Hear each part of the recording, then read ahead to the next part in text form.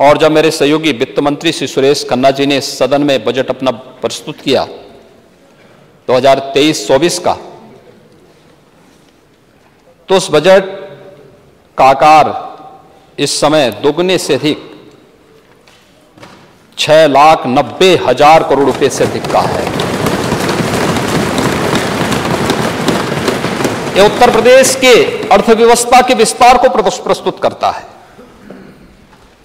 यह उत्तर प्रदेश के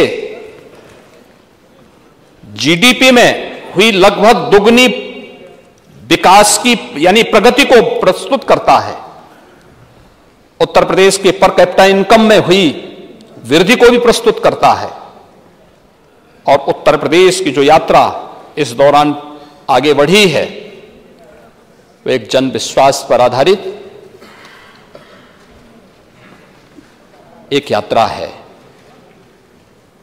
जहां पर हर एक तबके की अपनी जवाबदेही है। कोई अपनी जिम्मेदारी से नहीं भाग सकता।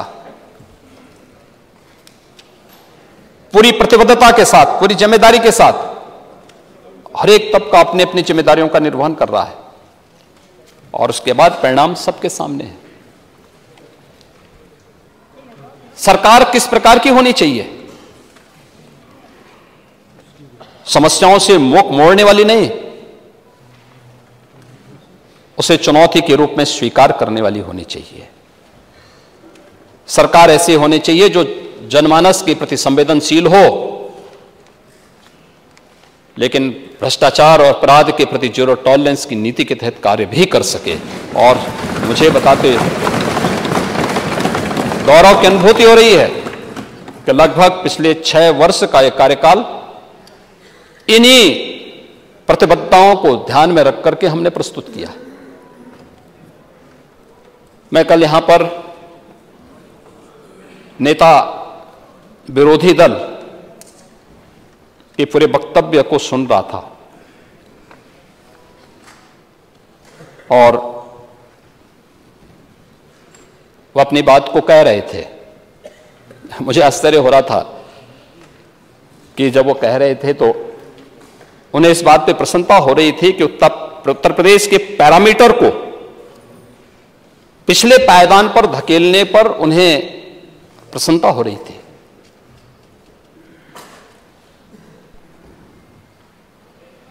उत्तर प्रदेश पीछे क्यों भाग रहा था? सत्र के पहले हर एक क्षेत्र में पीछे क्यों जा रहा था? हम सब जानते हैं, हर व्यक्ति इस बात को जानता है, हर समस्या के 2 समाधान होते हैं। हर समस्या के 2 समाधान, भाग लो या भाग लो।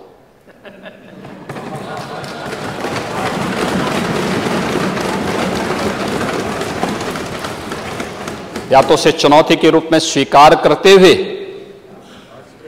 उसका सामना करो, उस प्रकार की कार्य योजना बनाओ और उसके समाधान के स्तर पर पहुंचाओ, जैसे कि 6 वर्ष के अंदर किया गया। और दूसरा है, जैसे नेता प्रतिपक्ष की सीट खाली है, भाग लो।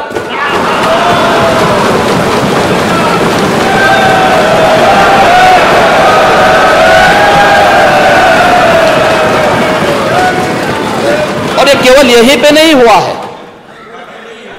अभी भी आ रहा हूं, अभी तो ये शुरुआत है। अभी तो आप इतने बुजुर्ग, देखिए आपका भी सम्मान करते हैं और शिवपाल जी का भी करते हैं। देखिए उनको वहां सम्मान मिले ना मिले, हम तो करते ही सम्मान। इतने बड़े प्रदेश के प्रति हम सबकी सामूहिक जिम्मेदारी नहीं है। ये 25 करोड़ जनता के प्रतिनिधि के रूप में हम सब इस सदन में बैठे हैं और ये जिम्मेदारी भी सामूहिक है। लेकिन क्या उस सामूहिक जिम्मेदारी के प्रति कभी हमने उस जवाबदेही को परिचय दिया? कल नेता प्रतिपक्ष कह ही रहे थे कि अगर आप दावोस गए होते तो हो सकता है 50 लाख करोड़ का प्रस्ताव आता। उनको विश्वास हो गया ना कि प्रस्ताव आ रहे हैं।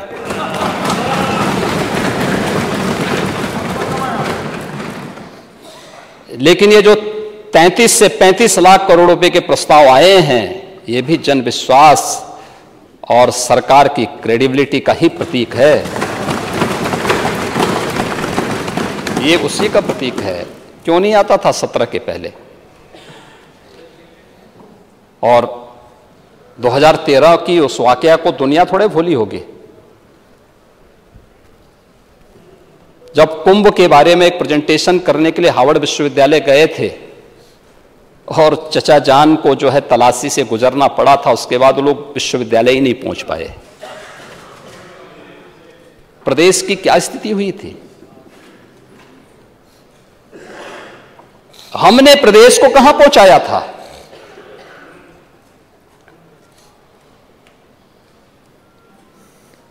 किसी एक फील्ड में उत्तर प्रदेश को आगे बढ़ाने का प्रयास किया होता, लेकिन महोदय,